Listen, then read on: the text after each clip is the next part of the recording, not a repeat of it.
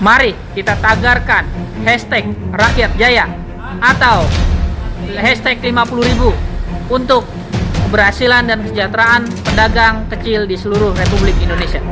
Teman-teman atau kawan-kawan yang punya warung, Mari kita tagarkan. mari kita tagarkan, Mari kita tagarkan. Mari kita tagarkan.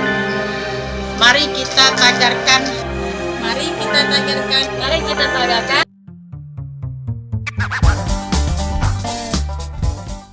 Mereka mengemis?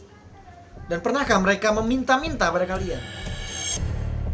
Sekarang kita buka mindset kita buka pikiran kita. Selama ini kita nggak pernah sadar. Kita nggak pernah sadar, bro, sister, uncle, auntie, semuanya kalian, kita semua yang ada di Indonesia ini. Nggak sadar di mana saat kita punya uang, kita selalu berbelanja di tempat yang bermerek biar kelihatan wow, hebat. Tapi saat kita tidak punya uang, di mana tempat kita berhutang? Di mana tempat kita meminta bantuan? Kalau nggak ke tempat mereka.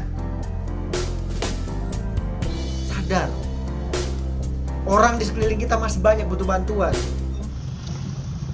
Selamat sore, kangen ya sama Uncle.